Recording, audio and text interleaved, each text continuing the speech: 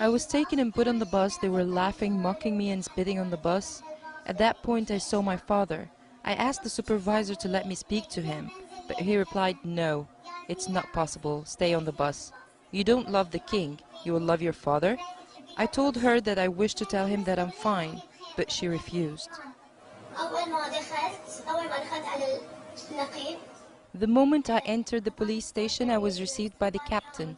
He slapped me and said, "You will have a warm reception." He remained silent after that. Later he told me to remove my scarf. I said no. He cried out saying, "You must take it off." I told him no. He pulled my hair, taking the scarf off, banged my head against the wall. Then he asked me if I went to the Pearl roundabout. I told him no. He asked me if I joined the marshes. I told him it was only once, and I didn't stay to the end of the marsh. The moment I entered the police station, I was received by the captain. He slapped me and said that you will have a warm reception. He remained silent after that. Later he told me to remove my scarf. I said no. He cried out saying, "You must take it off." I told him no. He pulled my hair, taking the scarf off, banged my head against the wall. Then he asked me if I went to the Pearl roundabout. I told him no. He asked me if I joined the marshes. I told him it was only once, and I didn't stay to the end of the marsh. He called in one of the girl students who was with us and asked her if she knew me. We were acquainted. After that he pulled a hose out and started beating us with it. He hit me on the head. I started bleeding. I fell down. He told the guards to keep me in the restroom.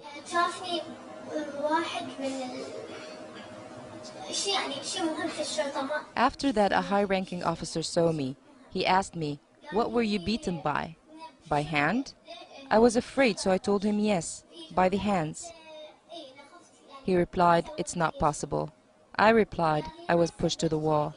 I then told him I was beaten up by the hose. He called the officer to come to see him after finishing investigations. Until that moment, we were still standing. After that, they handed us over to policewomen, who asked us for our names, personal phone numbers, addresses, and so on. After answering them, we were brought back to the same captain. He asked me where my father works. I told him my father had been terminated. He asked me about my uncle and so on. He slapped me a number of times. We were taken out by the policemen, who treated us badly, humiliating us, cursing, swearing, and spitting on us. They called us prostitutes. They told us, "We will do to you exactly what Hassan did to you inside the tents." We were told we will be taken to another police station. On the bus, again, the policewomen mocked at us, saying, "You will be taken for a ride, for a picnic, to the roundabout." We were then taken to another police station. We were kept standing. After that, they sat us against the wall, forcing us to curse and vilify Meshima, Sheikh Ali Salman, and other sheikhs. After that, they instructed us to sing the royal anthem. After singing the anthem, we were taken to another captain or lieutenant. Before that, we were taken to another room, where there was one girl and 3 or 4 other behind her. The one at the front is dressed in a funeral shroud and blindfolded by a green strap. They were beaten up and we heard them screaming. We were told that our turn will come. We were not taken there. After that, we were taken before a woman officer. She asked us why we were there. She asked me, "Do you remember me?" I said no. She slapped me so hard that I fell on the ground. She kept on beating us, myself and another girl. She kept beating us for a long time.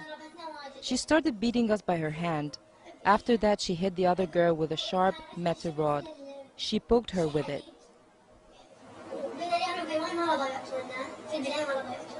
We asked for water, but we were denied it.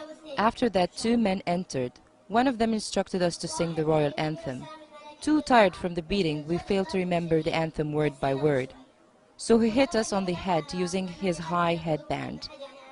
The 2 men kept swearing at us, instructing us to chant, "Long live the king," and we did. They cursed us and forced us to say Amen.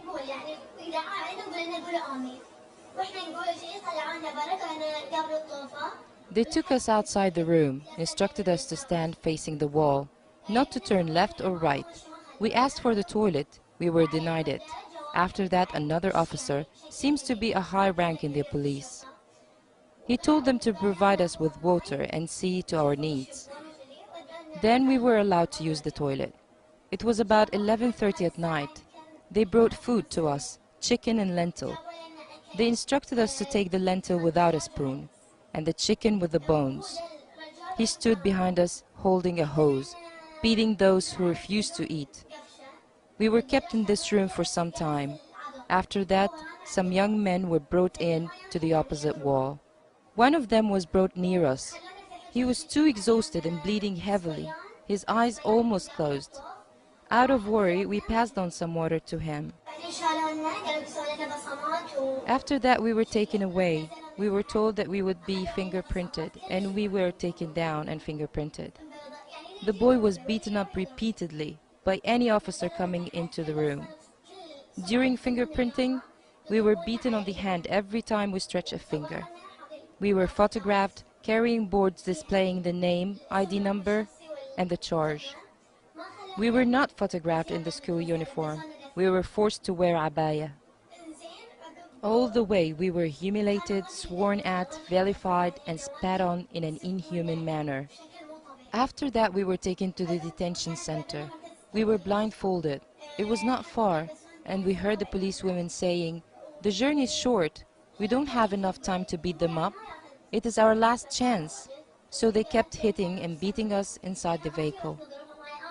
We got out of the car, and the policewomen instructed us to call our families and inform them that we are well and fine. They threatened us that if we said anything about being beaten. It was almost 1:30 after midnight. We called our families and told them that we are fine. The following day, we were told we are taken to the military court. We were first told that we will stand before the public prosecution, and it was 7 a.m. in the morning. We were not taken to the prosecutor's office, so we were informed that we will stand before the military court. We were put on the bus, informed that we would be passed on to the Saudi army. We were too afraid, unaware of what we were going to face. We were taken to an open space, full of security personnel. There was also a tent there. One of the policewomen spoke to the captain, who instructed her to take us back to the police station, and they will come to take us from there. We went back and kept waiting to see what would come to our fate. After that, we were told there was a mistake. We were detained during the whole day. The following day, we were taken back to the police station for more interrogations. During the investigations, we were badly insulted, humiliated, vilified. They adopted every offensive way with us. After that, we were released. We were not aware what would come to us, what we would face next.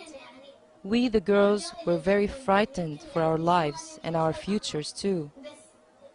We were also under duress, especially that we were beaten up by men.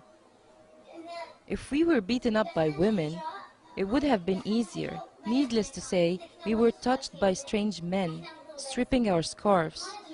On one occasion, we were pushed into a sealed room and lights were switched off. We were too frightened, unaware of what would come to us. We thank God nothing happened, but we were overwhelmed by fear and fright. We were psychologically tormented. He hit and banged me against the wall to scream. Since we did not cry out or scream, we were beaten more and more, stronger and stronger. The beating was severe, but being afraid of what would come next, we were senseless to the pain. Now we can feel the physical pain. My head is in deep pain. I still feel dizziness. I'm very afraid, especially that they threatened us if anything happens next, we will be rearrested. Meanwhile, we don't know if we can resume our study or are already expelled from the school. Some said to us we're suspended. Others said we're finally and permanently dismissed. We do not know where we are standing or what would come to our future.